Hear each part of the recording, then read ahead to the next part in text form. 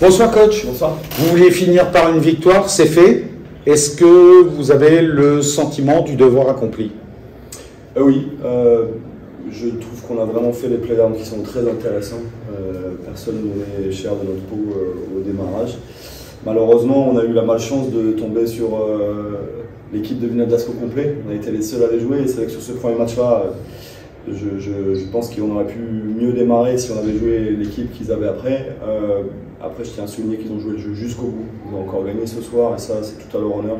Je connais bien Maxime, l'entraîneur, et je ne suis pas surpris par ça, mais ils ont joué le jeu jusqu'au bout et puis nous aussi. Donc voilà, cette règle-là du playdown, elle est compliquée parce que déjà, c'est une épreuve qui vient se rajouter pour essayer de se maintenir. Et en plus de ça, on garde notamment non seulement les victoires-défaites, mais aussi les points avérages de la saison. Ça, je trouve que c'est un peu dur parce que nous, on vient de mourir à 8 points. On finit à égalité avec La Roche et ça se joue sur 8 points. Et bon, voilà, dans une saison, on sait que 8 points, c'est rien. Donc voilà, je suis fier de mes joueuses parce qu'elles ont montré une force mentale tout au long de la saison. C'est ce que j'ai dit dans le vestiaire. Sur les 28 matchs qu'on a joués, il y en a 12 qui se sont joués à moins de 5 points. Et sur ces 12-là, malheureusement, on n'en a gagné que 4. Et on en a perdu 6 de moins de 3 points. Donc ça s'est joué beaucoup sur les détails. On a manqué certainement un peu d'expérience parfois. Et puis parfois un peu de réussite. Mais les performances que les joueuses ont été capables de faire cette année, au-delà des résultats victoire-défaite, sont très bonnes. Donc je suis content, elles n'ont pas lâché, elles ont montré des valeurs humaines très importantes et chères à mes yeux. Et voilà, on est un peu frustré par la fin parce que notre objectif de maintien n'est pas rempli. Mais sur l'image et sur les performances qu'elles ont montrées, je suis fier de cette équipe-là. Est-ce que ça vous rend optimiste, même si on sait que vous allez quitter le club, mais est-ce que ça vous rend optimiste pour cette équipe, pour l'avenir, sachant que vous avez une nouvelle salle, vous avez une dynamique, même si on a entendu que voilà, il y allait avoir 8 départs dans l'effectif. Est-ce que néanmoins vous avez voilà, des sentiments optimistes pour cette équipe pour l'avenir?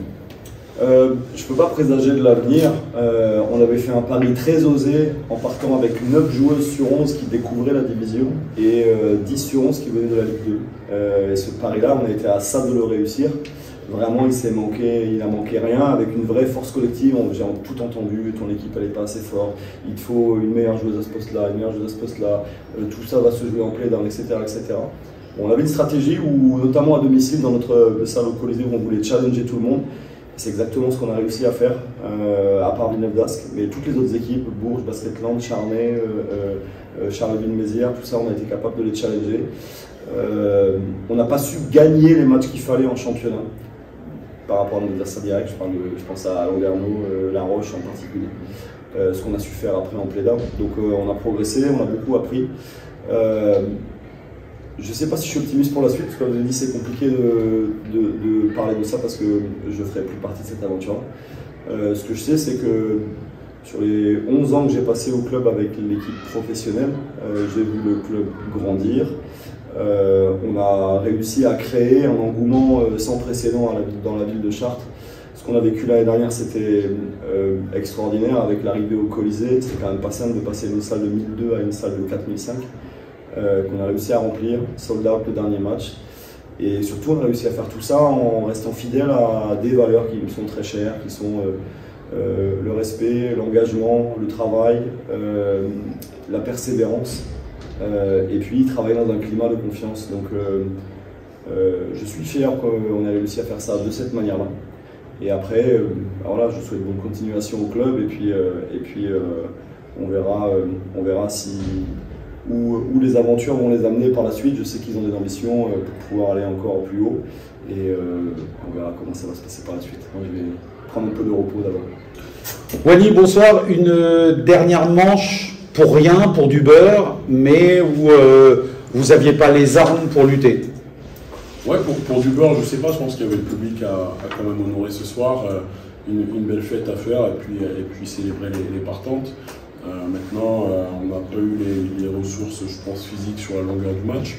Même si je pense qu'on aurait pu tenir un peu plus longtemps. Après, l'essentiel n'est pas là ce soir. L'essentiel, c'était je pense, essayer de proposer quelque chose de bien, ce qu'on a réussi sur une partie du match, et de ne pas blesser les gens savoir bien finir et célébrer à la fin.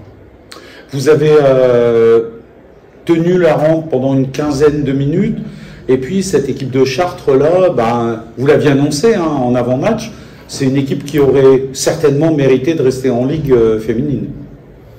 Ouais, je pense que comme tout le monde se bat pour rester. On voit que les équipes sont proches. Une équipe, on savait qui viendrait pour jouer, comme elle l'a fait pendant toute la saison. Et ouais, les 15 premières minutes ont été pas trop mal. Et puis sur la fin de la première mi-temps, déjà, on a commencé à lâcher. Et après, on a réussi à faire un petit mano à mano encore dans le troisième quart-temps. Et puis ça a cédé, la Ligue a cédé vraiment dans le quatrième. Sur le bilan de cette saison, c'est une énième saison que vous disputez, que vous concluez par des playdowns. Est-ce que c'est un bilan négatif pour vous ou est-ce que c'est un bilan sportif finalement qui correspond au statut du club? Je pense que la différence des précédentes saisons, c'est qu'on a été surtout longtemps dans la lutte pour les playoffs et c'est là qu'on peut noter l'évolution.